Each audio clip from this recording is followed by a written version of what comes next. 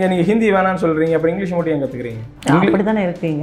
அன்றைக்கி அவன் நம்ம ஆட்சி செஞ்சவனையும் உங்களால் ஏற்றுக்க முடியுது, நம்ம கூட சேர்ந்து வாழ்கிறவனோட மொழியை உங்களால் ஏன் ஏற்றுக்க முடியல? ஏன் முடியலன்னு நினைக்கிறீங்க? இது அரசியல் தான். குறுநில மன்னர்கள் மாதிரி இந்த இடத்த நான் ஆட்டையை போட்டுக்கணும்னு நினச்சிற ஃபீல் தான். வேற என்ன இருக்க போகுது?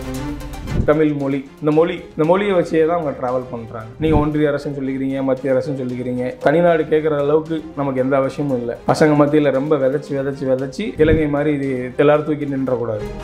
அதுவும் மோடி எதிர்த்து இவனுக்கு எப்படி நீ வக்காலத்து வாங்கிட்டு சப்போர்ட் பண்ணுவேன்ற ஒரு கேள்வி வரும்ல. அப்புறம் எதுக்கு இந்த துரோகின்னு சொல்லி இத்தனை வருஷமா அரசியல் பண்ணு? அப்போ நீ யாரை முட்டாளாக்க பார்க்குறேன்னு? நீ அப்படி வடக்கண்ட அடிமை ஏறக்கூடாதுன்னா சரி, நீ இப்போ தனிநாடு கேட்டுருவியா? நீ பிரைம் மினிஸ்டர் யாரை சூஸ் பண்ண போற? ராகுல் காந்திவா? உங்க ரேஞ்சை கம்பேர் பண்ணும்போது அவரை நீ கிரிட்டிசைஸ் பண்ணவே கூடாது. அந்த குவாலிட்டி இங்கே உள்ள பொலிட்டிஷியன்ஸ்க்கு இல்லை. இப்போ நீங்கள் சொன்ன மாதிரி டிஎம்கே ஒரு விதைக்கிறாங்க, நான் ₹1 கொடுக்குறேன், எனக்கு 29 காசு தான் தரேன் அப்படின்னு. இது வேற மாதிரியான ஹெவி பாய்சனஸான விஷயம். இல்லை, நம்மள்ட்ட இருந்து காசை பிடிங்கி வடக்கனுக்கு கொடுக்குறாங்கன்ற ஒரு விஷயத்த ட்ரெண்டிங் பண்ணுறாங்க. நீ இப்போ மோடி வேணான்னு சொல்லிட்ட, அப்போ நீ உன் இன துரோகி ராகுல் காந்தி அக்செப்ட் பண்ண போறியா? நீ திமுகவுக்கு ஆதரவு கொடுக்குறேன்னு சொல்லிட்ட. சரி, திமுக ஆதரவு கொடுத்தா காங்கிரஸ் அவர் அப்போ சப்போர்ட் பண்ணிட்டாரு, ராகுல் காந்தி பிரைம் மினிஸ்டர்னு அவர் சொல்றாரு. நீ அதை அலோவ் பண்றியா? உன் பாலிசியவே நீ விட்டுருவாரா? ஃபர்ஸ்ட் ஒன்றை தான் சொல்லுவாரு. டிஎம் பார்வையாளர்களுக்கு வணக்கம். இன்றைக்கி நம்ம நிகழ்ச்சியில் மிஸ்டர் சிவா கலந்துக்கிட்டு இருக்காரு. இன்னும் சொல்லப்போனால் சமீபத்தில் தமிழகத்தில் நடக்கக்கூடிய சில விஷயங்கள், அரசியல் புரிதல் எப்படி இருக்கணும் அப்படின்னு டிஎம் நேயர்களுக்காக நமக்கு பேட்டியும் கொடுத்துருந்தார். இப்போ அதனை தொடர்ந்து அடுத்த கட்டமாக பல்வேறு விஷயங்களை நம்மக்கிட்ட ஷேர் பண்ணுறதுக்காக வந்திருக்காங்க. வணக்கம் மிஸ்டர் சிவா. வணக்கம். ஸோ ஃபஸ்ட் டைம் நம்ம ஸ்டுடியோக்கு வந்திருக்கீங்க. ஆமாம், தென்மொழி. வெல்கம்ஸ். ஸோ நீங்கள் ஏற்கனவே சில விஷயம் நம்ம பேசியிருந்தோம், நீங்களும் ஷார்ப்பாக சில கான்டென்ட் நமக்கு கொடுத்துருந்தீங்க, மக்கள்கிட்ட வரவேற்பும் இருந்தது. நீங்கள் சொல்லியிருந்தீங்க யூகேல இருந்தேன், அதுக்கப்புறம் இந்தியா வந்தேன், நான் வந்ததுக்கான பர்பஸே வேறு அப்படி கூட சொன்னீங்க. ரொம்ப இன்ட்ரெஸ்டடாக சொல்லியிருந்தீங்க. என்ன ரீசன்? இந்தியாவை லண்டன் மாதிரி ஆக்கிடலான்ற ஒரு கனவோட தான் வந்தோம். எல்லாரும் அங்கே போய் நம்ம சினிமாவில் காட்டுற லண்டன் இல்லை, ரியலாக அங்கே வேறு ஒன்று இருக்கும். ஸோ அதை போய் 2 வருஷம் அங்கே படிச்சுட்டு வந்ததுக்கப்புறம் ஒரு பெரிய சேஞ்சஸாக நம்மள்கிட்ட எல்லா ரிசோர்ஸஸ் இருக்குது, நம்ம ஏன் நம்மளோட எஜுகேஷன் சிஸ்டத்தையே மாற்ற முடியாது அப்படின்ற ஒரு கொஷின் மார்க்கோடு தான் வந்தோம். ஒரு இன்டர்நேஷ்னல் ஸ்கூல் ஸ்டார்ட் பண்ணலான்னு தான் பிளான் பண்ணி வந்தேன். பட் சில சூழ்நிலைகள் அரசாங்க ஒத்துழைப்பு இல்லாமல் பண்ண முடியாமல் போயிடுச்சு. அப்போ நீங்கள் ஸ்கூல் அப்படின்னு ஃபோக்கஸ் பண்ணுறீங்க இல்லையா? அப்போது தமிழகத்தில் எந்த மாதிரி ஒரு கல்வி முறை இருக்குன்னு நீங்கள் நினைக்கிறீங்க? எது நம்ம படிக்கக்கூடாதோ அது இருக்குது, எது நமக்கு தேவையோ அது இல்லை. அதுதான் என்னோட பேசிக்காக இருந்துச்சு. ஆக்சுவலி இப்போ நான்லாம் பேசிக்காகவே ஸ்போர்ட்ஸ் ஹாஸ்டல் ஸ்டூடெண்ட், நான் வாலிபால் நேஷனல்ஸ். அப்போது படிப்பில் ஆர்வம் கம்மி பண்ணி ஸ்போர்ட்ஸில் அதிகமாக போயிட்டு இருந்தேன். நாங்கள் திடீர்னு படிப்பு பக்கம் மாறுற ஒரு சுச்சுவேஷன் வந்துச்சு. அப்போவும் ஈஸியாக நான் படிப்பில் பிக்கப் பண்ணி அப்புறம் பிகாம், எம்எஸ், எம்பிஏ அப்படின்னு சொல்லி லண்டன் வரைக்கும் போய் படிக்கிறதுக்கான ஒரு வாய்ப்பு எனக்கு கடவுள் கொடுத்தாருன்னு தான் நினச்சிக்கணும். அப்படி போகிறப்ப தான் நமக்கு தெரிஞ்சது எங்கெங்கே நம்ம லேக் ஆகணும் அப்படின்ட்டு. நம்ம ஃபஸ்ட் பெஞ்ச் ஸ்டூடெண்ட் இல்லை, நம்ம லாஸ்ட் பெஞ்ச் ஸ்டூடெண்ட்டு. ஒரு லாஸ்ட் பெஞ்ச் ஸ்டூடெண்ட்டாக இருக்கும்போது எப்படின்னா, எது எங்களுக்கு ஈஸியாக எங்களுக்கு கம்யூனிகேட் பண்ணுற மாதிரி பண்ண முடியுமோ அதுக்கு எங்களை ஒரு விஷயம் அடைஞ்சதுன்னா அது எல்லாரையும் தாண்டி தான் வந்திருக்கும். லாஸ்ட் பெஞ்ச் வரைக்கும் ஒரு விஷயம் அட்டைன் ஆகுதுன்னா அது ஃபஸ்ட் பெஞ்ச் எல்லாத்தையும் கிராஸ் பண்ணி தான் வந்திருக்கும். ஸோ நாங்கள் ஒரு விஷயத்தில் கன்வின்ஸ் ஆகிறோம், நாங்கள் ஒரு விஷயத்தில் எல்லாத்தையும் அக்செப்ட் பண்ணிக்கிறோம்னா அது ஓவராலாக 90% செக்மெண்ட்டுக்கு ஒத்து போகும். ஸோ அப்படி ஒரு சிஸ்டமாக ஃப்ரேம் பண்ணிடலாம். அப்படி ஒரு தேவையான கல்வி முறைகளை நீங்கள் கொடுத்தீங்கன்னா நல்லாயிருக்கும். நம்ம ஒரு எக்ஸ்பெக்டேஷன் இருக்கும் எங்களுக்கு. நீங்கள் சொல்கிறதெல்லாம் ஓகே, எங்களுக்கு புரியுற மாதிரி எடுங்கன்னு சொல்கிறதா இருக்கும். என்னென்னமோ எடுக்காதீங்க, புரியுமா எடுங்கன்னு சொல்ல வரீங்க? இல்லை, இப்போ ஒரே சப்ஜெக்ட் நிறைய டிவிஷன்ஸ் பிரிக்கிறோம். இப்போ நீங்கள் ஜியாகிரஃபின்னு எடுத்துக்கிட்டா கூட நீங்கள் அதில் சிவிக்ஸை கொண்டு வந்துடுவீங்க. இப்போ ஹிஸ்ட்ரின்னு எடுத்துக்கிட்டால் அதில் ஜியாகிரஃபி கொண்டு வந்துடுவீங்க, சிவிக்ஸை கொண்டு வந்துடுவீங்க. அப்படி பல்வேறு சப்ஜெக்ட்ஸ் கொண்டு வந்துடுவோம்.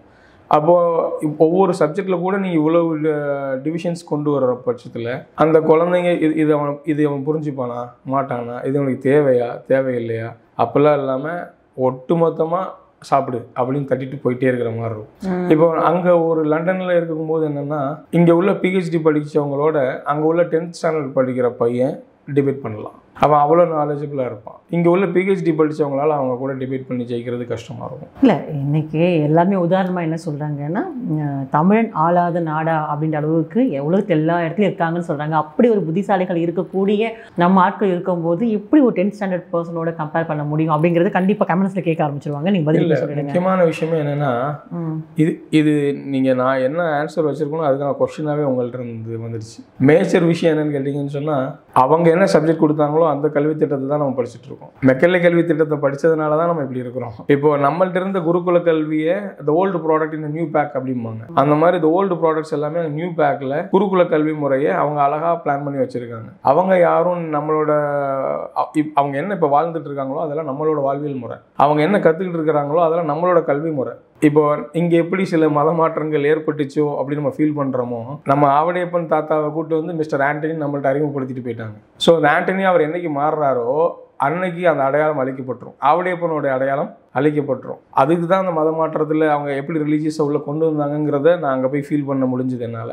என் தாத்தாவே என்கிட்ட கூப்பிட்டு வந்து மிஸ்டர் ஆண்டனின்னு அறிமுகப்படுத்தும் போது எனக்கு தெரியல அப்படின்னா, எங்கள் அப்பா எனக்கு தாத்தாவை அறிமுகப்படுத்தி வைக்கலன்னா அவரை நான் யாரோன்னு நினச்சி தான் பழகிட்டு இருப்பேன். ஸோ என்னோட பேஸ் அங்கே கண்டினியூ ஆகுதுன்னு எனக்கு தெரியாது. ஆனால் ஜெனட்டிக்கலாக எனக்குள்ளேயும் இருக்கும், பட் என்ன ஆகாது, அவர் தான் என் தாத்தான்னு எனக்கு தெரியாமலேயே மிஸ்டர் ஆண்டனின்னு நான் பழகிட்டு இருந்திருப்பேன். அந்த மாதிரி நம்மளோட ப்ராடக்ட்ஸ் எல்லாத்தையும், நம்மள்ட்ட இருக்கக்கூடிய நல்ல விஷயங்கள் எல்லாத்தையும் எப்படி இன்னைக்கு தங்கத்தையும் வேறத்தையும் திருடிட்டு போனாங்களோ, நம்மளோட ரிசோர்ஸஸ்லாம் எப்படி திருடிட்டு போனாங்களோ அதே மாதிரி நம்மளை அழிக்கிறதுக்கான முறையும் அவங்க அப்பவே எடுத்துட்டு போயிட்டாங்க. ஸோ இப்போ வரைக்கும் நம்ம அவங்கள்ட்ட தான் வேலை பார்த்துட்டு இருக்கிறோம். இப்போ ஃபார் எக்ஸாம்பிள் அப்படி நினைக்கிறேன் நீங்க எஜுகேஷன்ல என்ன லெவல்ல சேஞ்சஸ் இருக்குன்னு நினைக்கிறீங்க? எந்த மாதிரி உங்களுக்கு என்ன தேவைங்கிறதே இங்கே சூஸ் பண்ண முடியலையே. நீங்க படிக்கிறது எல்லாமே என்ன சொல்லுவாங்க, கிண்டலுக்கு சொன்னா நீங்க கலட்டுறது எல்லாமே ஸ்கூல் எடுத்துக்கோங்க, ஸ்டேட் போர்டு இருக்கு, அதுக்கப்புறம் சிபிஎஸ்சி இருக்கு, இந்த சிலபஸ் இப்படி தானே இது எஜுகேஷன் அப்படின்னா இப்படி தானே பேசுகிறோம். பேசிக் எஜுகேஷன் ஓகேங்க, பேசிக் எஜுகேஷன் இது எல்லாமே நீங்கள் ஒரு கால்குலேஷன் தெரிஞ்சுக்கணும், ஒரு ஹிஸ்ட்ரியில் பேசிக்ஸ் தெரிஞ்சுக்கணும், ஒத்துக்கிறேன், எல்லாம் ஓகே.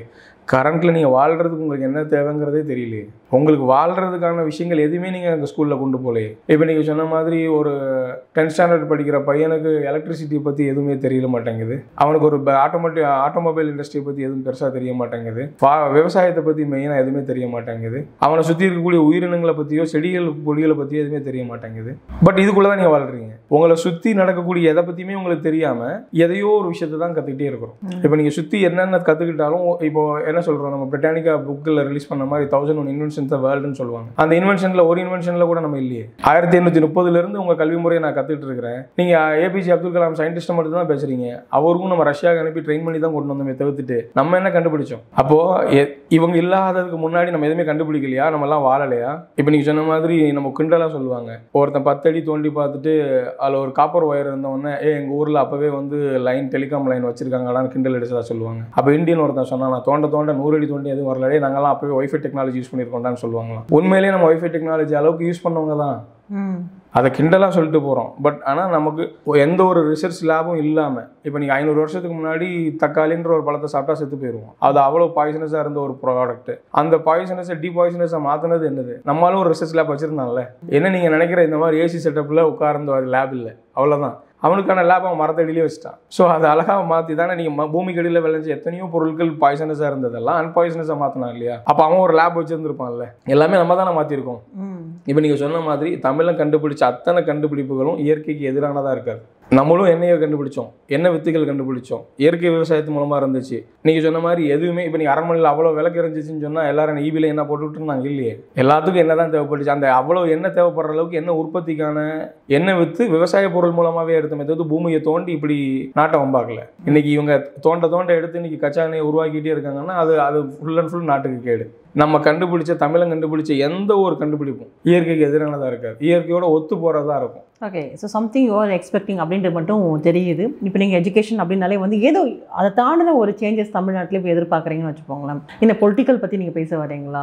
அதனுடைய தாக்கம் ஏதாவது இல்லை இதெல்லாம் மாறினா நல்லாயிருக்கும், அந்த சேஞ்சஸ் ஏதாச்சும் எதிர்பார்க்குறீங்களா? இது இங்கே நீங்கள் எந்த சேஞ்சஸ் கொண்டு வரதா இருந்தாலும் இங்கே 150 கோடி பேர் மக்களில் தெரிஞ்சோ தெரியாமலோ எல்லாரும் இன்டர்லிங்க்ட், அதாவது கனெக்டட் வித் பாலிடிக்ஸ் தான் உங்கள் தலையில் இங்கே தீர்மானிக்கும். அது பட் நமக்கு தெரியாது. நம்ம ஓட்டு போட்டானே போடலன்னா என்ன, யார் வந்தானே சொன்னா ராமாண்டானே ராவணாண்டானே, நமக்கு கவலை இல்லைன்னு உட்கார்ந்துருந்தா கூட அவன் வாழ்க்கையில் நடக்கக்கூடிய ஒன்றையும் தீர்மானிக்கக்கூடியது பாலிடிக்ஸ். நீங்கள் விரும்பினாலும் விரும்பலைனாலும் இவர் தான் சீஃப் மினிஸ்டர். நீங்கள் ஓட்டு போடலையே, எனக்கு அவர் சீஃப் மினிஸ்டர்னு கேட்க முடியாது. அவர் ஒரு ஆக்ட் போட்டாருன்னா போட்டது தான், அந்த ஆக்ட் படி தான் நீங்கள் போட முடியும். நாளைக்கே ஹெல்மெட் போடாமல் போனால் இங்கே ஃபைன் சொன்னால் யாரா எனக்கு ரூல் போட முடியும் நீங்கள் சொல்ல முடியல. ஃபைனை கொடுத்து தான் போகிற மாதிரி சுச்சுவேஷன் வந்துருச்சு. ஸோ நீங்கள் சுற்றி நம்ம என்ன பண்ணுறோம், கம்ப்ளீட்டாகவே நம்மளை பைண்ட் பண்ணுறது கவர்மெண்ட் பாலிசிஸ் தான். ஸோ அந்த கவர்மெண்ட் பாலிசிஸுக்கு ரிலேட்டடாக தான் நம்ம கொண்டு போக வேண்டிய, நம்மளை சேஞ்ச் பண்ணிக்க வேண்டிய சுச்சுவேஷன் இருக்குது. அந்த கவர்மெண்ட் பாலிசிஸ் நினச்சா தான் எஜுகேஷன் சிஸ்டமே சேஞ்ச் பண்ண முடியும். ஸோ ஃபஸ்ட்டு அவங்க ரியலைஸ் பண்ணுவோம்ல, நம்ம எங்கே தப்பு பண்ணியிருக்கோம், நம்மளோட தலைமுறையவே நம்ம வேஸ்ட் பண்ணிட்டோமே,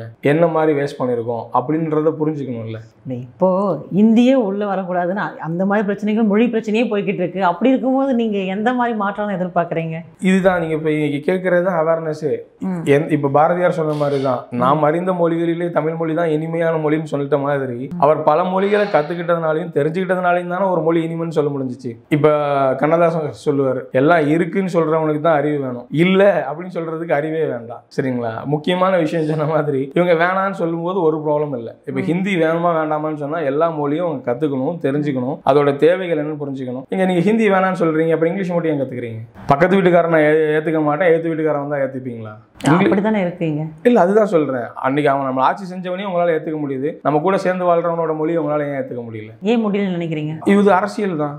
இப்போ நீங்கள் சொன்ன மாதிரி குறுநில மன்னர்கள் மாதிரி இந்த இடத்த நான் ஆட்டையை போட்டுக்கணும்னு நினைச்சிற ஃபீல் தான் வேற என்ன இருக்க போகுது. இன்னைக்கு அந்த தத்துவத்தில் தான் அன்னைக்கு கருணாநிதியால் வெளியே வர முடிஞ்சிச்சு. ஹிந்தி எதிர்ப்புங்கிற ஒரு போராட்டத்தை வச்சு தான் இன்னைக்கு அவங்க வெளியில் வந்தாங்க. இப்போ இன்னைக்கு அதே மாதிரி தமிழ் தேசியத்தை வச்சு பேசிட்டு தான் இன்னைக்கு சீமான் வெளியில் வராரு. இப்போ சீமானெல்லாம் நான் என்னவா பார்க்குறேன்னா அடுத்த கருணாநிதியோட வெர்ஷனாக தான் பார்க்குறேன். என்னங்க எப்படி சொல்லிட்டீங்க? அவர் இன்னைக்கு யங்ஸ்டர்ஸ் அவர் எப்படி தெரியுமா பார்க்குறாங்க? அவர் பேசுனா உயிர் மூச்சு சூப்பராக பேசுகிறேன்னு அந்த அளவுக்கு பயங்கர ஃபயரோடு இருக்காங்க. நீங்கள் எப்படி சொல்லிட்டீங்க? சீமான் நான் பேசுறது, அவர் குட் கம்யூனிகேட்டர்னு ஏற்கனவே சொல்லியிருக்கேன். அவர் பர்சனலாக அண்ணன் பார்க்கும்போது நிறைய பிடிக்கும், ஒத்துக்கலாம், தனிப்பட்ட முறையில் வச்சுக்கலாம். ஆனால் நீங்கள் ஒரு பாலிசிஸ், கவர்மெண்ட் பாலிசிஸ்குள்ளேயே ஒரு பொலிட்டிக்கல் ரீதியாக நீங்கள் கொண்டு வந்தீங்கன்னு சொன்னால் ஒரு ஸ்டாண்டில் அவர் இருக்க மாட்டார், சேஞ்ச் ஆகிட்டே இருப்பார். இப்போ அன்னைக்கு கலைஞருக்கு இருந்த ஃபோர்ஸை விட சீமானுக்கு இன்னைக்கு இல்லை.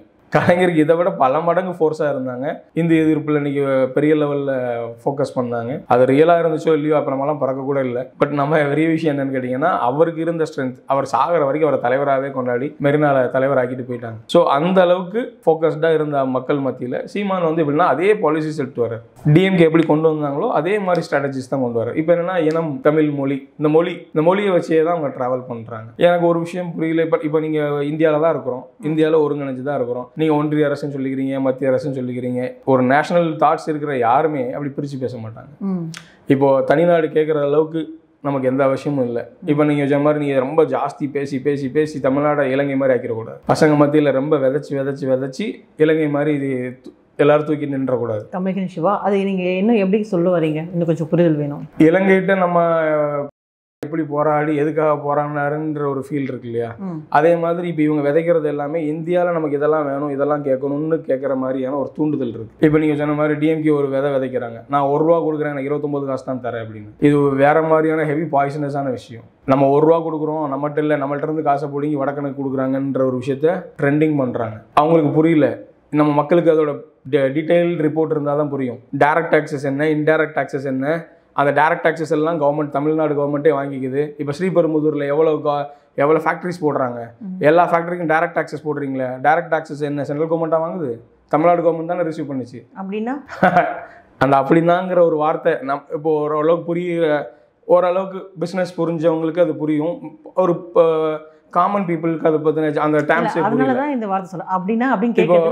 இப்போ என் ஊரில் நான் ஒரு தொழில் செய்ய போகிறேன், அதுக்கான வரி நான் என்ன உண்டோ அது நீங்கள் ஸ்டேட் கவர்மெண்ட்டுக்கு கட்டுற டேக்ஸ், அந்த டேக்ஸில் ஜிஎஸ்டி கிடையாது, அதை சென்ட்ரல் உங்கள்கிட்ட இருந்து எடுத்துக்கல. அந்த டைரக்ட் டாக்ஸஸாக அதுக்குண்டான வரிகள் எல்லாம் நீங்கள் உங்கள் தண்ணி கொடுக்குறதோ நிலத்துக்கான கொடுக்குறதோ அத்தனை வரி நீங்கள் தான் வாங்குறீங்க. அந்த டைரக்ட் டாக்ஸோட ரெவன்யூவை கவர்மெண்ட் உங்கள்கிட்ட இருந்து சென்ட்ரல் கவர்மெண்ட் சார்ஜ் பண்ணல. அந்த டைரக்ட் டாக்ஸஸ் உங்களுக்கு எவ்வளோ இன்கம் வந்திருக்கும், அந்த இன்கம் நீங்கள் ஏன் காட்டல?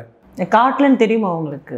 அது கவர்மெண்ட் உங்கள்கிட்ட இருந்து சென்ட்ரல் கவர்மெண்ட் எடுக்கல, அது உங்கள்கிட்ட தானே ரிசீவ் ஆகுது. அப்போ உங்களுக்கு எவ்வளோ தன்னிறைவு அடையுது, எவ்வளோ இதாக சென்ட்ரல் கவர்மெண்ட் உங்களுக்கு விட்டு கொடுத்துருக்கு. இப்போ ஒரு ஊரில் இருக்கிறோம், இப்போ ஒரு வீட்டுக்குள்ளேயே இருக்கிறோம், உங்களுக்கு ஒரு பெட்ரூம், உங்கள் தங்கச்சிக்கு ஒரு பெட்ரூம், உங்கள் அம்மா அப்பாவுக்கு ஒரு பெட்ரூம் நீங்கள் கொடுத்துட்டீங்க. உங்கள் இடத்துல வாட்டர் ஃப்ளோ கம்மியாக இருக்குது, உங்கள் தங்கச்சி ரூமில் ரொம்ப நல்லா இருக்குன்னு வச்சுக்கோங்களேன், நீங்கள் போய் சண்டை போடுவீங்களா? இப்போ உங்கள் தங்கச்சியோட ஃப்ரெண்ட்ஸ் 10 பேர் வந்துட்டாங்க, அவங்களுக்கு தேவையான குளிக்கிறதுக்கு தண்ணி கொடுப்பீங்களா? அல்லது நீங்கள் உங்களில் எனக்கான ஸ்டோரேஜ் இப்படியே இருக்கணும், அந்த 10 பேருக்கு நான் கொடுக்க மாட்டேன்னு சொல்லுவீங்களா? கண்டிப்பாக கொடுப்பீங்கல்ல. யாருக்கு நீடு இருக்கோ அதுக்கு தகுந்த மாதிரி நம்ம கொடுப்போம்ல. இப்போ உத்தரப்பிரதேச மாநிலமோ பீகார் மாநிலமோ இந்த அளவுக்கு வளரலை, இந்த அளவுக்கு இண்டஸ்ட்ரீஸ் அங்கே போகலை. அந்த மக்களுக்கான பேசிக்கான விஷயங்களுக்கு கொடுக்கறதுக்கு காசு தேவைப்படும். அப்போ எங்கே இருக்குதோ அங்கே யாருக்கு தேவையோ அதுக்கு கொடுக்கணும். இந்த தாய் உள்ளம் படைத்ததுன்னு சொல்லுவாங்க, அந்த தாய் உள்ளத்தோட தான் பார்க்க முடியுமே தவிர்த்துட்டு. இதே மோடி பார்த்தீங்கன்னா குஜராத்தில் சீஃப் மினிஸ்டராக இருக்கிற வரைக்கும் ஒரு ஸ்டாண்டில் இருந்தார், ஏன் ஸ்டேட்டுக்கு வரணும், இது எல்லாரும் இருக்கக்கூடிய ஒரு விஷயம். ஆனால் அவரே பிரைம் மினிஸ்டராக இருக்கும்போது அதை பண்ண முடியாது. ஏன்னா அன்னைக்கு ஒரு பிள்ளை, இன்னைக்கு 18 பிள்ளை இருக்கும். அந்த 18 பிள்ளையும் நான் பார்த்தாகணும். இப்போ சிஎம் வந்து அன்றைக்கி ஒரு மேயராக இருந்தார். ஏன் மேயராக இருக்கும்போது அதுக்கு ஆன்சர் வந்து ஸ்டாலின் சிஎம் இங்கே சென்னை மேயராக இருந்தப்போ சென்னைக்கு தானே உங்களால் பெருசாக பண்ண முடிஞ்சது. ஒட்டுமொத்த தமிழ்நாடு சிட்டிஸ் நீங்கள் டெவலப் பண்ணிட்டீங்களா? ஏன் மெட்ராஸ் ஃபண்ட் எடுத்து எல்லா பக்கம் போட்டிருக்க வேண்டியதானே? உங்கள் அதிகார லிமிட் உங்களுக்கு என்னவோ அதுதானே செய்ய முடிஞ்சிச்சு. இன்றைக்கி உங்களால் வெறும் சென்னையை மட்டும் ஃபோக்கஸ் பண்ண முடியுமா? 38 மாவட்டத்தை நீங்கள் ஃபோக்கஸ் பண்ணணும்ல. சிம்பிள் லாஜிக் இதுதான். அவங்களுக்கு ஆன்சர் தெரியும், தெரியாமலாம் இல்லை, தெரிஞ்சால் கூட they need to do some politics. So அந்த ₹1.29 அப்படின்றதுக்கு வந்து நீங்கள் இந்த மாதிரி தான் விஷயம் சொல்கிறீங்க. கண்டிப்பாக இப்போ டேரெக்டாக இப்போ ஜிஎஸ்டியோட பகிர்வு தானே இது. ஜிஎஸ்டியோட பகிர்வில் இவ்வளோ ரேஷியோஸ் தராங்கன்னா நமக்கு இது போதுமானது, இந்த லெவல் நிதி இருந்தால் போதுமானதுன்னு இருக்கு. நீங்கள் சொன்ன மாதிரி ஃபண்ட் ஆப்டிமம் யூட்டிலைசேஷன் என்ன பண்ணுறோன்னு இருக்குல்ல, எவ்வளோ தூரத்துக்கு நம்ம அதை யூட்டிலைஸ் பண்ணிட்டோம், இன்னும் நம்ம எவ்வளோ பண்ணியிருக்க முடியும்னு இருக்கு. அந்த உங்கள் ரிசோர்ஸஸ் எல்லாம் நீங்கள் எப்படி எந்த அளவுக்கு காசாக்குனீங்க. இப்போது எல்லா ரிசோர்ஸஸ்லையும் எல்லாத்துக்கும் சார்ஜஸ் இருக்குது. நீங்கள் நம்ம ஸ்டேட் கவர்மெண்ட்டில் கேட்குற மாதிரி திருச்சியில் மட்டும்தான் மணல் இடுறாங்க, திருநெல்வேலியில் மணல் இடுறாங்க, ஆற்றுப்படுகையில் ஃபுல்லாக மணல் அடிக்கிறாங்க. ஆறு இல்லாத ஊர்களில் மணலுக்கு என்ன பண்ணுவாங்க? என்ன பண்ணுவாங்க? ஆற்று மண் எங்கே இருக்கோ அங்கேருந்து ரிசோர்ஸஸ் எடுத்துப்போம். உன் ஊரில் மண்ணு கிடையாதுடா, நீ எப்படா வீடு கட்டலான்னு கேட்போமா? இல்லை, சப்ளை பண்ணுறோம்ல. அப்போது எங்கே டிமாண்ட் இருக்கோ அங்கே ஒரு சப்ளை நம்ம கொடுக்குறோம்ல. இதுதானே பாலிசிஸ். இது மண் திருச்சி மண், இது திருச்சியை தாண்டி வேறு எங்கேயும் போக மாட்டேன்னு சொல்லி திருச்சியில் பிளாக் பண்ணிட்டாங்க வைங்க, நீங்கள் என்ன செய்வீங்க? உள்ளுக்குள்ளே பிரச்சனை தான், உள்ளுக்குள்ளே ப்ராப்ளம் வரும். இதே தானே தண்ணிக்கு வருது. கர்நாடகா டு நமக்கு தமிழ்நாடு பிரச்சனை என்ன? இது தானே பேசிக், இது தானே. ஸோ இப்படி பாலிசிஸ் நிறைய.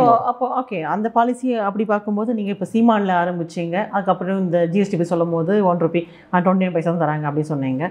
சீமான் அவர்களை பற்றி நீங்கள் என்ன சொல்ல வரீங்க? அவர் என்ன பண்ணுறாரு அந்த மாதிரி? சீமான் வந்து எப்படின்னா ஒரு நல்ல கேண்டிடேட், அவரே டேரெக்டாக ஃபைட் பண்ணியிருக்கலாம், வந்திருக்கலாம். ஆனால் அவர் எப்படி சொல்லுவாருன்னா அவரோட பாலிசிஸ் சேஞ்ச் ஆகிட்டே இருக்கும். அவரோட பாலிசிஸ் இதுதான் ஸ்டாண்டர்டாக நான் இப்படி தான் இருப்பேன் அப்படின்னு சொல்கிறதுல அதை மெயின்டைன் பண்ண மாட்டார். 14 வருஷமாக அவரை பார்த்துட்டு இருக்கிறோம். 14 வருஷத்தில் அவர் எவ்வளோ சேஞ்சஸ் ஆகிருக்காருன்னு எல்லாருக்கும் தெரியும். பெரியார் கொள்கையாக இருந்தால் அதுலேருந்து சேஞ்ச் ஆகிடுவார். இப்போ ஒரு எக்ஸாம்பிள் சொல்லலாம்னு கேட்டிங்கன்னா, தமிழின துரோகி அப்படின்னு சொன்னது திமுக தான் சொன்னார். ஆமாம் சொன்னார். வாழ்க்கையில் யார் கூட உற வச்சாலும் திமுக காரன்ட்ட மட்டும் வரவே கூடாது. ஏடிஎம்கே கூட ஓட்டு போடுங்க, ஆனால் டிஎம்கேக்கு போட்டவே கூடாதுன்னு திருநெல்வேலியில் வந்து பிரச்சாரம் பண்ணதே அவர் தான். அப்போது அதாவது அந்த தமிழ்நாட்டில் அந்த குடும்பமே இருக்கக்கூடாது அப்படின்னு சொல்லி பிரச்சாரம் பண்ணது அவர் தான். காங்கிரஸும் திமுகவும் தான் நம்மளோட எதிரி, நம்ம இனத்துக்கான எதிரி யாரு?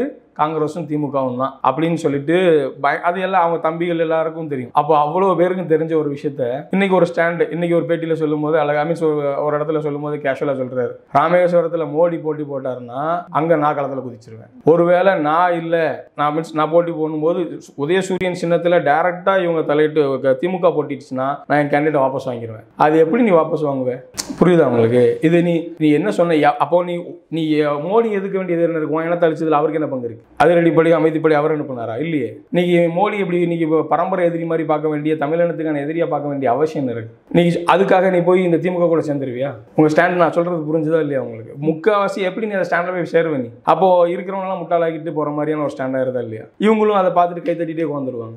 எப்படி நீ இவனுக்கு விட்ரா பண்ணுவ? இவன் முடிக்கணும்னு நம்ம நினச்சி உட்காந்து இருக்கிற பட்சத்தில் இவனுக்கு எப்படி நீ ஆதரவு கொடுப்ப? இப்போது நிறைய விஷயங்கள் ஸ்டாண்ட் எடுத்தால் இந்த வெறுப்பு அரசியலை கொண்டு வரக்கூடாதுன்னு தான் நம்ம நினைக்கிறோம். இப்போ நீ சொன்ன மாதிரி மாற்றி ஒவ்வொருத்தரையாக குறை சொல்லி நம்மளை தான் முட்டாளாக்குறாங்க எல்லாரும். இந்த இன்னைக்கு திமுக ஃபேமிலியிலேருந்து பொண்ணு கட்டிட்டாரு, சரிங்களா? திமுக காரங்க கூடயே உறவு இருந்துக்கிட்டாங்க. அவங்க பேரில் எந்த ஆக்ஷன்ஸ் எடுக்க போகிறது இல்லை. அவங்களுக்குள்ள ஒரு அழகான ஒரு பாலிசிஸ் இருக்குது, விட்டு கொடுத்து போய்க்கிறாங்க. அப்புறம் எதுக்கு வெளியில் மக்கள் எல்லாத்தையும் முட்டாளாக்குறீங்க? அவர் எங்கே ஆக்குறாரு? அவரை லைக் பண்ணி ஏற்றுக்கிறாங்க இல்லையா? நீங்கள் பேசுனது தானே அன்னைக்கு ஒரு ஸ்டாண்ட் பேசுனீங்க. இன்னைக்கு யாருமே அந்த தம்பிகள் கேட்க மாட்டேங்காங்கல்ல. இப்போ நான் கேட்குறேன், அண்ணா அன்னைக்கு அப்படி சொன்னீங்கன்னா இன்னைக்கு என்ன இப்படி சொல்கிறேன்? இன்னைக்கு எதுக்கு நான் மோடிக்காக திமுக ஆதரவு நீ எப்படி கொடுப்பேன்? உன் வாயில் எப்படி திமுக ஆதரவுன்னு வரலாம்? அப்போ உடனே என்ன சொல்லுவாங்க, வடக்கம் உள்ள வந்துடக்கூடாதுடா, அவங்க என்ன பட்டு பேசுவீங்களா? அப்போ அந்த என்ன அன்னைக்கு நம்ம என்ன அழிச்சிச்சே பரவாயில்ல, அழிச்சவனே நீ எப்படி செத்துப்பேன்? கரெக்டா? இந்த கொஸ்டின் தம்பிமார்கள் யாரும் கேட்க மாட்டாங்க. கேட்கறவங்க இருப்பாங்க, கேட்கறவங்க அந்த கட்சி விட்டு வெளியே போயிருவாங்க.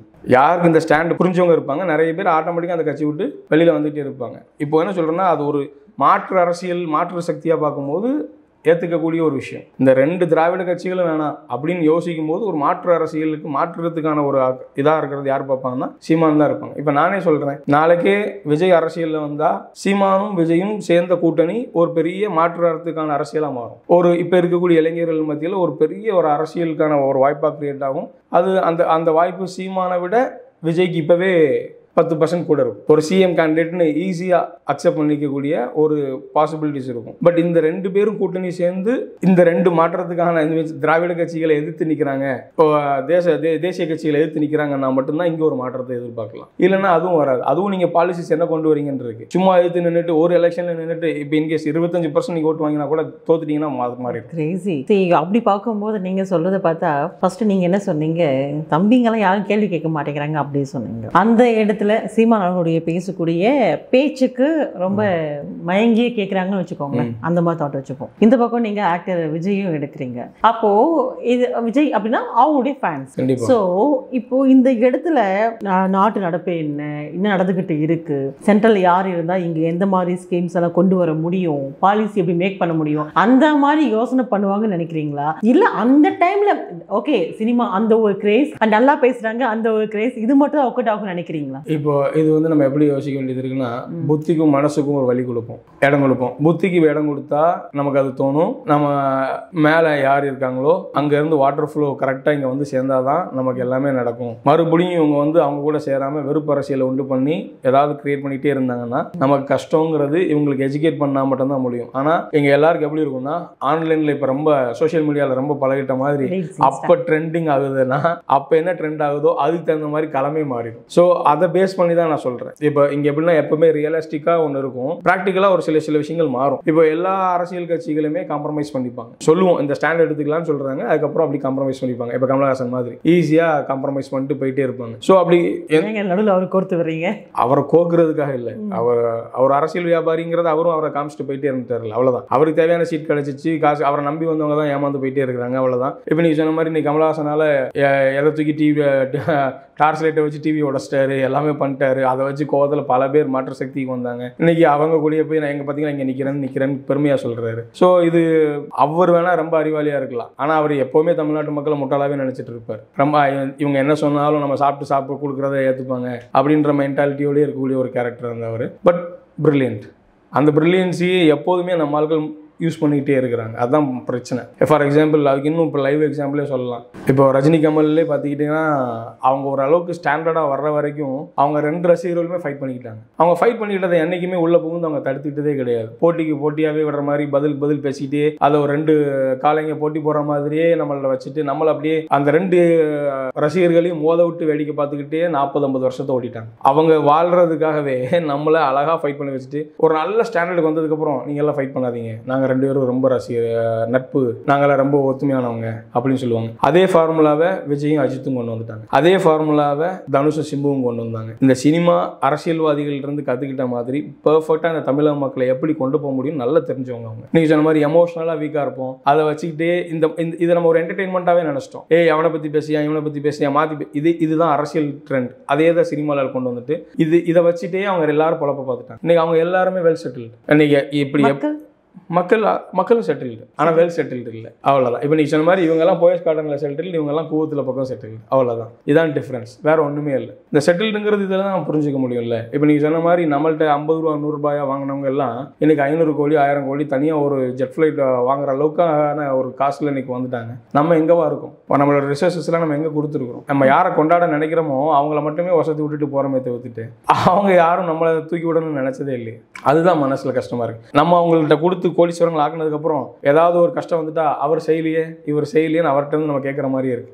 நம்ம ஏன் கொடுக்கணும், நம்ம ஏன் பிச்சை எடுக்கணும்? அதுதான் மனசு கஷ்டமா இருக்கு. இப்போ நீங்கள் சொன்ன மாதிரி அது அவங்களுக்குள்ள ஒரு கில்ட் ஃபீல் வரணும். நம்ம மக்கள் நம்மளை தூக்கி இவ்வளோ தூரம் வளர்த்து விட்டாங்க, நம்ம என்ன செய்ய போகிறோம், நம்ம என்ன கொடுக்க போகிறோம்னு அவங்க கொடுக்கணும். நீங்கள் சொன்ன மாதிரி 4 பேருக்கு ஒரு தையல் மிஷின் வாங்கி கொடுத்துட்டாலோ, ஒரு சைக்கிள் வாங்கி கொடுத்துட்டாலோ, ஒரு அரிசி மூடையை வாங்கி கொடுத்துட்டாலோ, பெரிய பற்றி எங்கால் எவ்வளோ உதவி பண்ணுறாருன்னு அதுக்கு கொடி பிடிக்கிறதுக்கு நிறைய பேர் இருக்கு. ஓகே, இப்போ நீங்கள் சொன்ன மாதிரி அப்படி தான் சோஷியல் மீடியாலாம் பார்க்கும்போது கூட ஓகே இந்த ஹெல்ப் பண்ணாங்க அந்த ஹெல்ப் பண்ணாங்க அப்படி சொல்லிட்டு சின்ன வீடியோ வந்துட்டு பார்க்குறோம் நம்ம. ஸோ அதெல்லாம் உண்மையான உதவி கிடையாதுங்களா? இல்லை, அதாவது இந்த மக்களுக்கு புரிகிற மாதிரி சொல்லணும்னா மேபி என் மேலே எல்லாருக்கும் வெறுப்பு வரலாம். ஆனால் ஒரு ரீசன் என்னென்னா கத்தையாக கொடுப்பாருன்னு பார்த்தா ஒத்தையாக கொடுக்காருன்னு சொல்லுவாங்க. விஜய் படம் டைலாக் மாதிரியே சொல்லிக்கலாம். நீங்கள் சொன்ன மாதிரி அவங்க கொடுக்குறதெல்லாம் நம்ம கெட்டாக கொடுத்தா அவங்க 10 ரூபா நோட்டு மாதிரி போடுறாங்க. நீங்கள் 100 கோடி 150 கோடி செலவு பண்ணுறீங்க, அவங்களுக்கு கொடுக்குறீங்க, அவங்க ஒரு கோடி கொடுப்பாங்க. சிம்பிளாக சொல்லி முடிச்சிட்டிங்களே. சிம்பிள். 1% கூட கொடுக்கல, 10% கொடுக்குறாங்கன்னு கூட வச்சுக்கோங்க. அது அவங்களுக்கு எந்த விதத்தில் லாஸும் கிடையாது. நான் எதிர்பார்க்குறது நீங்கள் சொன்ன மாதிரி ஒரு பப்ளிக் உள்ள என்ட்ராறீங்க பெருசாக பண்ணுறீங்கன்னு சொன்னால் நீங்கள் 50% கொடுக்கலாம் அல்லது 100% கொடுக்கலாம். ஒரு படத்துக்கான சம்பளத்தை தானே கொடுப்பீங்க. நான் உங்கள் ஒட்டுமொத்த சம்பளத்தையும் கொடுக்க சொல்லலை. நீங்கள் 150 கோடி நீங்கள் சம்பளம் வாங்குறீங்கன்னா 150 கோடி சம்பளத்தை என்னைக்காவது யாராவது கொடுத்து என்ன ஹெல்ப் பண்ணியிருக்கீங்க?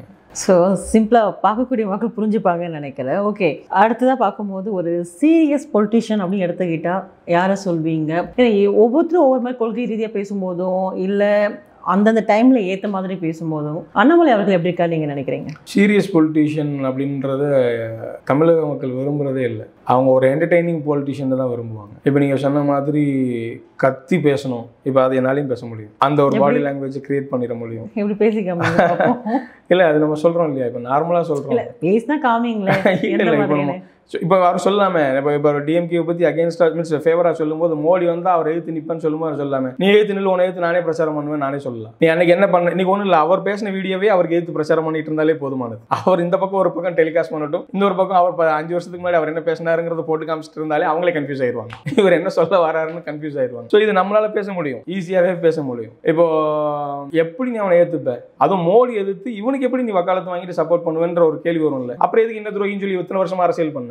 இதுதான் கேள்வி. அப்போ நீ யாரை முட்டாளாக்க பார்க்குறேன்னு, இதுதான் என்னோட உரிமையாக தான் சொல்கிறேன். ஆனால் நீ யாரை உரிமையை முட்டாளாக்க பார்க்குறேன்? எனக்கு ஒரு கேள்வி இருக்குது. அந்த டவுட்டை நீ தான் கிளாரிஃபை பண்ணணும். நீ அப்படி வடக்கண்ட அடிமை ஏறக்கூடாதுன்னா சரி, நீ இப்போ தனிநாடு கேட்டுருவியா? நீ பிரைம் மினிஸ்டர் யாரை சூஸ் பண்ண போகிற? ராகுல் காந்தியவா? இதுக்கான பதில் உன் தம்பிக்கு நீ சொல்லு. இதுதான் மேட்டர், வேற எதுவுமே கிடையாது. நீ இப்போ மோடி வேணான்னு சொல்லிட்ட, அப்போ நீ உன் இன துரோகி ராகுல் காந்தி அக்செப்ட் பண்ண போறியா? நீ திமுக ஆதரவு கொடுக்குறேன்னு சொல்லிட்ட, சரி திமுக ஆதரவு கொடுத்தா காங்கிரஸ் அவர் அப்போ சப்போர்ட் பண்ணிட்டாரு, ராகுல் காந்தி பிரைம் மினிஸ்டர்னு அவர் சொல்றாரு, நீ அதை அலோவ் பண்றியா? உன் பாலிசியவே நீ பிரபாரன்றதை விட்டுருவாரா? ஃபர்ஸ்ட் ஒன்றை தான் சொல்லுவாரு இல்லையா?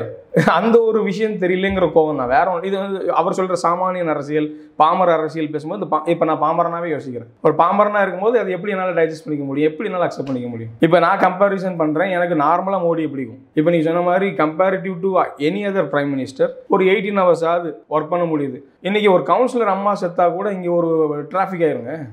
ஒரு பிரைம் மினிஸ்டரோட அம்மா செத்ததுல ஒரு ஹாஃப் டேல எல்லாத்தையும் நல்ல சத்தம் இல்லாமல் முடிச்சுட்டு அடுத்தடுத்த வேலையை வெஸ்ட் பெங்காலுக்கு போய் பார்க்கக்கூடிய ஒரு பிரைம் மினிஸ்டர் கிடைச்சிருக்காருன்னா நீங்க பாராட்டுங்க, அவ்வளவுதான். நீ பாராட்ட கூட பரவாயில்ல, குறை சொல்லாது, அவ்வளவுதான். நீ பாராட்டி அவரை தூக்கி கொண்டாடு, அவருக்கு பூஜை பண்ணணும்னு யாரும் சொல்லலை. கிரிட்டிசைஸ் பண்றதுக்கான உங்க ரேஞ்சை கம்பேர் பண்ணும்போது அவரை நீ கிரிட்டிசைஸ் பண்ணவே கூடாது. அவரை கிரிட்டிசைஸ் பண்றது கூட ஒரு குவாலிட்டி இருக்கும்னு நான் நினைக்கிறேன், வேற ஒன்றும் கிடையாது. அந்த குவாலிட்டி இங்க உள்ள பொலிட்டிஷியன்ஸ்ட்டு இல்லை. நீங்க சொன்ன மாதிரி கலைஞர் செத்ததை அரசியலாக்கிட்டாங்க, அவர் அவங்க அம்மா செத்ததை அரசியலாக்கினாரா? இதுதான் சிம்பிள் லாஜிக். இதை மக்கள் புரிஞ்சுக்கிட்டாங்கன்னா போதும். ஓ, அவங்க அம்மா பெரிய லீடர் இல்லப்பா, ஓகே, இவ்வளவு பெரிய லீடரை பெற்று கொடுத்த நீ சொன்ன மாதிரி இயேசு பெரிய லீடரா நீங்க ஃபீல் பண்ணிட்டு இருந்தீங்கன்னா இயேசு தான் பெரிய லீடர், மேரி பெரிய லீடர் இல்லைன்னு சிஎஸ்ஐ சொல்லிடுவாங்க. இல்லை ஆர்சி சொல்லுவாங்க, மேரி தான் எங்களுக்கு மெயின், அவளை பெற்றெடுத்த தாய், அதுக்கப்புறம் தான் இயேசு அப்படின்னு சொல்லிடுவாங்க. ஸோ இது ஒரு சிம்பிள் லாஜிக். நம்ம வந்து தாய் வழி சமுதாயமாக இருந்துகிட்டு இருந்த ஒரு விஷயத்த கூட அந்த தாய் சென்டிமெண்ட்லேயே இருந்தால் கூட அவர் அதை வச்சு அரசியல் பண்ணல. ஒரு அனுதாபத்தையோ இறக்கத்தையோ எதையுமே அவர் யோசிக்கல. அடுத்த வேலைக்கு அடுத்த நிமிஷம் பெருசாக சொல்கிற மம்தாட்டியே போய் நின்று மற்ற வேலையை பார்க்க ஆரம்பிச்சு கொண்டு போயிட்டு பெருசாக இருக்காங்க. நான் என்ன சொல்கிறேன், நீங்கள் அப்படி எல்லாரும் இருக்க தேவையில்லை. இருக்கிறவங்களே இருக்க விடுங்க. ஏதாவது அவங்களையும் கல் எறிஞ்சு அவங்க மனசையும் காயப்படுத்தி கஷ்டப்படுத்திட்டே இருக்க வேணாம். அக்கா மோடி 100% எல்லாமே அவர் செய்கிறதெல்லாம் நல்லது நான் சொல்ல போகிறது இல்லை. அவர் எது தப்பு பண்ணியிருந்தா நம்ம தான் சொல்ல போகிறோம். இப்போ நானே நிறைய தப்பு பண்ணியிருப்பேன், சொல்ல தான் போகிறாங்க.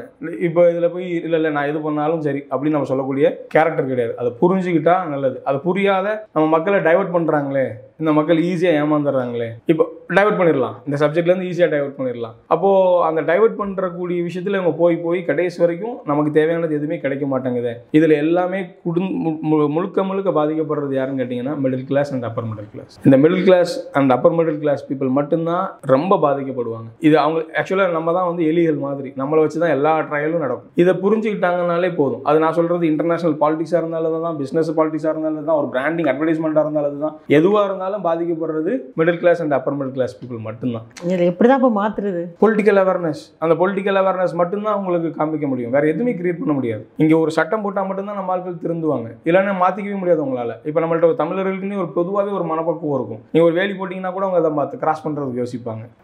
என்னப்பா நீ சரி அதை தாண்டி போகிற எதுக்குப்பா அப்படின்னு கேட்கக்கூடிய ஒரு மனப்பக்குவம், வேலி போட்டுட்டு போக வேணாம் அப்படி ஃபீல் பண்ணுவாங்க. ஏன்னா நம்ம அப்படி பழகிட்டோம், நம்மளை அப்படி ஆக்கிட்டாங்க. அப்படி இருக்கிற பட்சத்தில் இங்கே ஒரு சட்டத்தினால மட்டும்தான் இங்கே மாற்ற முடியும். நீங்கள் தனிப்பட்ட முறையில் யாரையும் மாற்ற முடியாது. இன்னைக்கு இவ்வளோ பெரிய ரவுடிசம் கிரியேட் பண்ணது எங்கேருந்து வந்துச்சுங்க? நீங்கள் அந்த சட்டத்தை உங்களுக்கு சரியாக பயன் பண்ணலையே. உங்களோட ரொம்ப சட்டங்கள் பயங்கர பைண்டபிளாக இருந்துச்சுன்னா இன்னைக்கு இவ்வளோ பெரிய ரவுடிசங்கள்லாம் இருக்காது. இப்போ ஜெயலலிதா இருந்தப்போ இல்லையே. ஜெயலலிதா எவ்வளோ அழகாக கண்ட்ரோல் பண்ணாங்க சில விஷயங்களை. இன்னைக்கு அதை கவலை கண்ட்ரோல் பண்ணலையே. இப்போ ஃபார் எக்ஸாம்பிள் உதயநிதி ஸ்டாலின்லாம் பேசும்போது வெறுப்பு அரசியல் நான் உண்டு பண்ண விரும்பல. கையில் அவ்வளோ அதிகாரம் இருக்கு. அன்பில் மகேஷ் கையிலையோ இன்னைக்கு உதயநிதி கையிலையோ அவ்வளோ ஸ்ட்ராங்கான ஒரு பவர் இருக்கு. ஒரு மந்திரகோல் மாதிரி இருக்கு. இன்னைக்கு என்ன சொன்னாலும் நடக்கும் தமிழ்நாட்டில், என்ன வேணா கிடைக்கும் தமிழ்நாட்டில். 10 வருஷமா உங்களை தண்ணியில்லாத காட்டில் போட்ட மாதிரி உங்களை காய விட்டாங்க. இப்போ மக்கள் உங்களை நம்பி நீங்கள் சொன்ன விஷயங்களெல்லாம் நம்பி உங்கள்கிட்ட கையில் கொடுத்துருக்காங்க. நீங்கள் எவ்வளோ பண்ணலாம்? நீங்கள் இன்னும் சங்கலை தூக்கி காமிச்சிட்டு இருக்க வேண்டிய அவசியமே இல்லைன்னு சொல்கிறேன் நான். புரியுதா?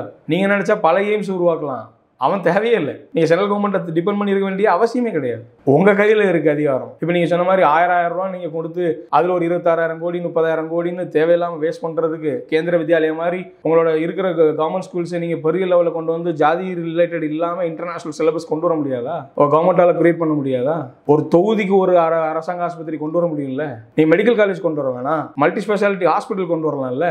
அப்படி இருந்தால் யாரும் அப்போலோக்கோ காவேரிக்கு போக மாட்டாங்கல்ல? இந்த கவர்மெண்ட் என்னோட அம்மா அப்பாவுக்கு எந்த குறையும் இல்லை, இந்த நாடு இந்த ஸ்டேட் அப்படி உங்களை பார்த்துக்கும் அப்படின்னு சொல்லிட்டா, என் பிள்ளைங்களை நல்லா படிக்க வைக்கும், நான் மாங்குன்னு உழைச்சி ஃபீஸ் தேவையில்லை அப்படின்னு இருந்துட்டா எனக்கான ஷெல்டர் அவங்க கொடுத்துருவாங்க. எனக்குன்னு ஒரு வீடு, எனக்குன்னு ஒரு இடம் இங்கே கவர்மெண்ட் ஏதாவது கொடுக்கணும்ல, அந்த இது எனக்கு கொடுத்துட்டா யாருங்க இன்செக்யூரா இருப்பா? இன்னைக்கு middle class and upper middle class எல்லாருமே இன்செக்யூர்டா இருக்கிறாங்க. அந்த இன்செக்யூர்னஸ் தான் உங்களை எல்லாத்தையும் என்ன பண்ண வைக்குது? ப்ரெஷரைஸ்டா வாழ வைக்குது. ஐயோ ஒருத்தரை பொறாம கொடுக்குது, போட்டி கொடுக்குது. எதுக்கு அப்படி? பீஸ்ஃபுல்லாக வாழலையே. எல்லாரும் நான் 500 வருஷம் வாழ போகிறோம். விவரம் தெரிஞ்சால் இன்னொரு அதிகபட்சம் நம்ம தெரிஞ்சு வாழ்றது ஒரு 40 இயர்ஸ் 40 வருஷத்துக்குள்ளே தான் நீங்கள் அனுபவிக்க முடியும். ஒரு 20லேருந்து 60 முடிஞ்சிச்சிங்க லைஃப். அதை அவங்க புரிஞ்சுக்கணும். இந்த 40 இயர்ஸ் லைஃப்பில் 5 வருஷம்னா வெறும் 10 எலெக்ஷன்.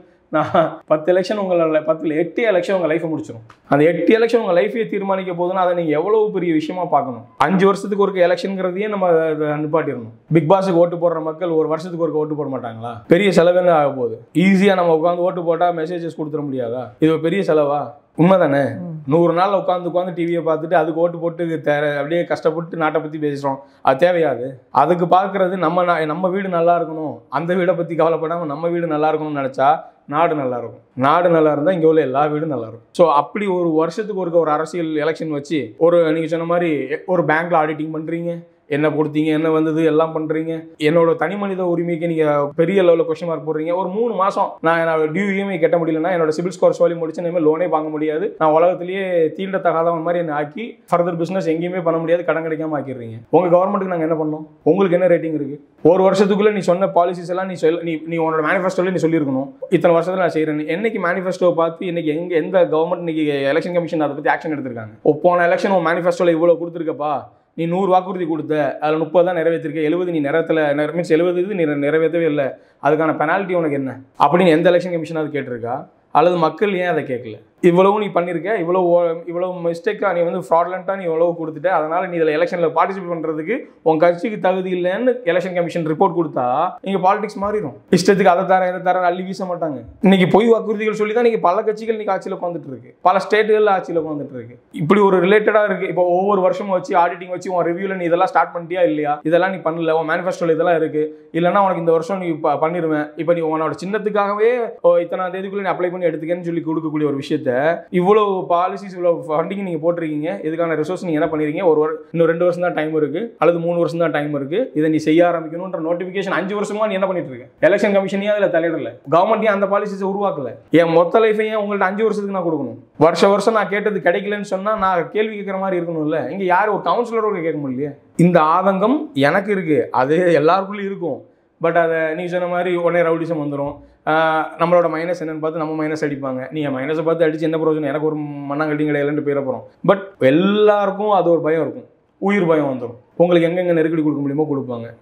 நான் என்ன சொல்கிறேன், இந்த வெறுப்பு அரசியலை விட்டு வெளியே வந்து மனிதத்தை ஜெயிக்க வச்சிட்டாலே போதுன்றதான் என்னோட பாலிசி. பல கருத்துக்களை நீங்கள் பகிர்ந்துருக்கீங்க, இன்னும் நிறைய இருக்குது, தொடர்ந்து பேசலாம். தேங்க்யூ.